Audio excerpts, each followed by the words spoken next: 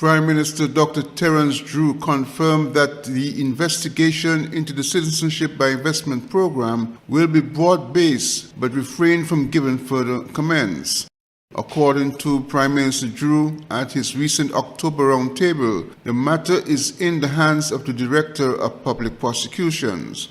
The investigation comes after allegations of underselling in the marketplace and other matters of great concern relating to the CBI program. So you're asking a number of critical questions. I leave that to the DPP. The DPP is an independent office, but I can tell you the mandate is to look deep and wide. That is what I would say. I wouldn't say anything to compromise any of his activities at this particular time. St. Kitts and Nevis is also proposing what you call a department where we will have a security expert to look and monitor our Citizenship by Investment program internationally. And we are getting ready to appoint that person to that position. And we are thinking about positioning them in Europe. So this is not just about locally. We are thinking about how do we secure and protect our program. That is what we are doing, and that is what the region is doing. Just a few months ago, the government instituted a suite of new legislation governing the St. Kitts and Nevis Citizenship by Investment program and has been pushing for regional reform of the programs in OECS member states that have such programs. Glenn Bart reporting for SK Newsline. While commemorating the 40th anniversary of Glimbaro International Trading Company Limited in a 10th October press conference, Managing Director Lincoln Hazel disclosed that attempts are being made to force him out of business. According to Mr. Hazel, the Inland Revenue Department, which had received and approved his annual audited accounts, recently commissioned a review dating back to 2018 and have now issued Glimbaro with a bill for over $400,000 in outstanding taxes. But Hazel said his accounts were prepared and submitted to the IRD by a chartered accountant, and the IRD had approved those submissions. Hazel noted that he had been doing business with the government of St. Kitts and Nevis and has been experiencing difficulties getting paid. He believes the involvement of the IRD is about finding a reason not to pay his company for work that has been done. When they did this to me, I told them, what are you calling me for? Call my accountant and tell him he ain't know what he's doing. Don't call me. I ain't even set up the accounts. So you ordered them okay already. Already audited by Inland Revenue Department, and it was okay. But you're going back now and you say, it ain't okay now, 6 years behind. But you ain't going to discuss it with him because you have nothing with him. Where he is concerned, he's in a chartered accountant, he's good. Not telling them, we're attacking Glimbaro, we're not attacking your accountant. You understand what I'm saying? So, when they come that to me, well, I figured I'd take my things to the accountant for him to look over it. But if you have an accountant that mess up your accounts, that's what the government's saying. This is a far-reach thing because if your accountant mess up your accounts so bad that the government have to re-audit your accounts and move you from $130,000 in a surplus to $400 and something thousand in deficit. But he need to go to jail. But no, that's not what it goes here. Is that the government will just come in and take Glimbaro's property and put it up for the Indian and the Chinese to buy because Kitchens can't buy none, we got the money. So some alien gonna buy, and Lincoln Hazel, Glimbaro International, being one of the last set of business people, black people, doing business in St. Kitts, local people. Let's give it to him. He's standing out as a success story. Let's get rid of the success story. Let us bury him. Let us get rid of him. That's how it goes. SK Newsline attempted several times to contact the office of the Controller of Inland Revenue Department, but was not successful up to news deadline. Glenn Bart reporting for SK Newsline.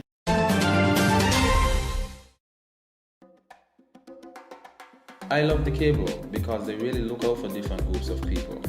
I'm on the creative pack, and they provide services tailored and dedicated to people just like me.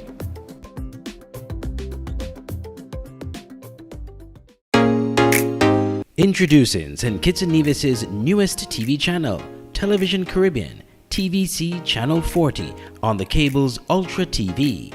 TVC promises to deliver the finest in television broadcasting in St. Kitts and Nevis and the Caribbean, with some of the best local programs in news, sports, and entertainment. Join us for Insights, where we delve into the lives of our guests. Let me see what happened if I put this to it. Big explosion, like, okay, note to self, don't do that again. Or get in-depth analysis on Newsline 360. We have sports, entertainment, and inspiration. It's all here on TVC Channel 40 on the cable's Ultra TV, on TelTV Cable Network in St. Martin, and on our website www.tvcplus.live. TVC Channel 40. See the difference. Online radio has never been this great. It's Voice of the Caribbean Radio at voiceofthecaribbean.net. Tune into Voice of the Caribbean Radio for great Caribbean programs, news, entertainment, sports, and current affairs. Wake up each morning and be inspired with One Day at a Time with Kim Huey. Stay abreast with news across the Caribbean and internationally with the Caribbean News Hour, and be entertained with shows like Reggaeville, Caribbean Classics, and Jive Music Show. Visit our website or listen us on TuneIn Radio. There is so much more on Voice of the Caribbean Radio, reaching the Caribbean and beyond. Check website for program schedule. The SKN Newsline website now offers you more news. Log on to www.sknnewsline.com for local, regional, and international news. You can also watch the latest newscast and keep abreast with news in sports, all from sknnewsline.com. That's www.sknnewsline.com. News at your fingertips. I love the cable because they're real. What you see is what you get. No hidden agenda, no tricks, just real, honest communication.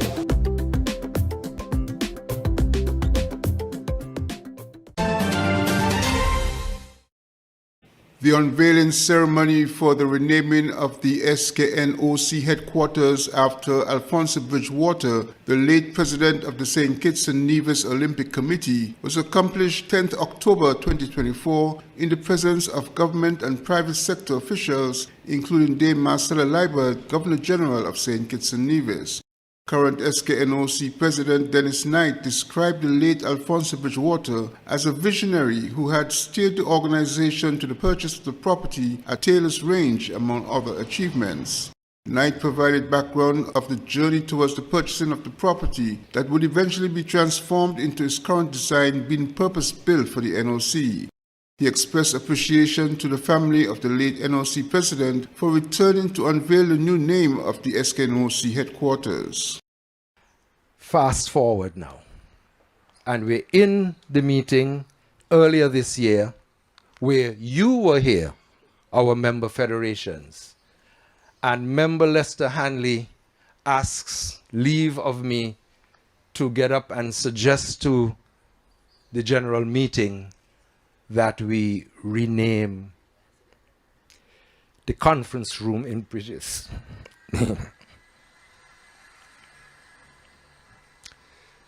You don't know how emotional I was when you said it. No. We don't want a conference room. Name the entire building after him.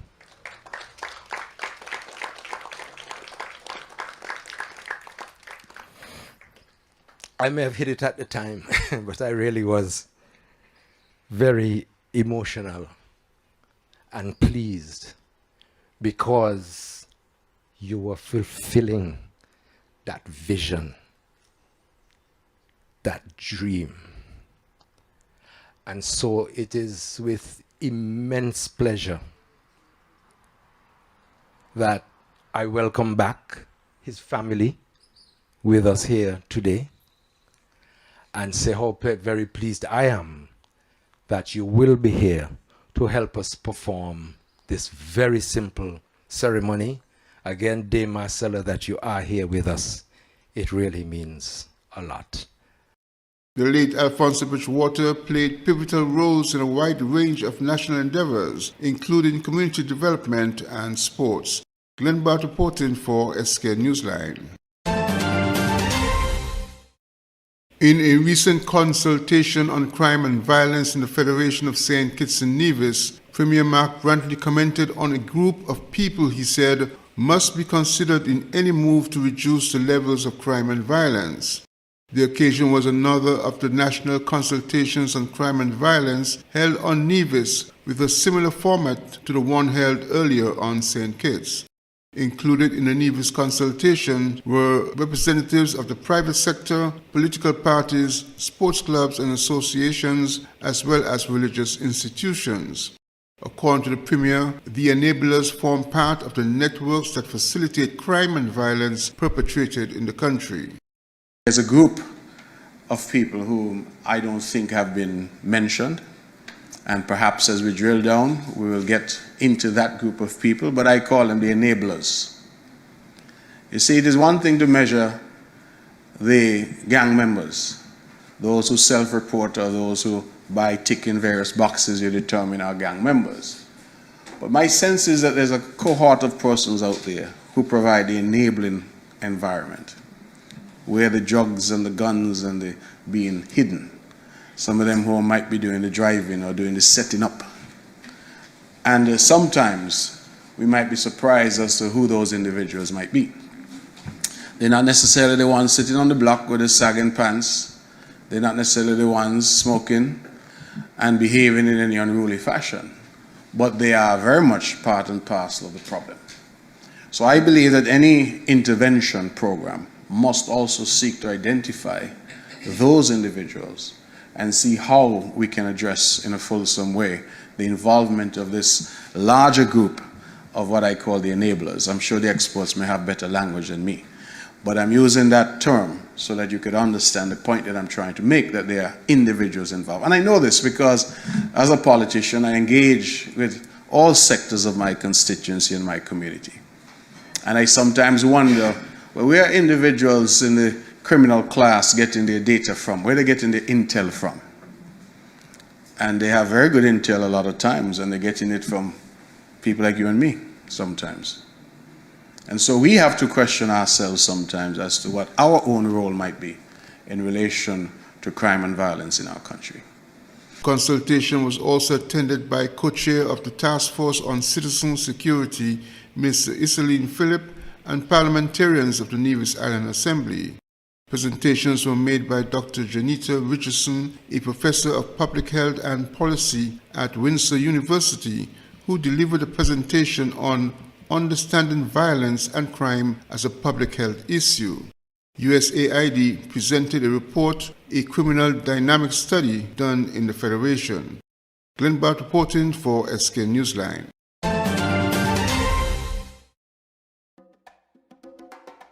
I love the cable because they really look out for different groups of people. I'm on the creative pack, and they provide services tailored and dedicated to people just like me.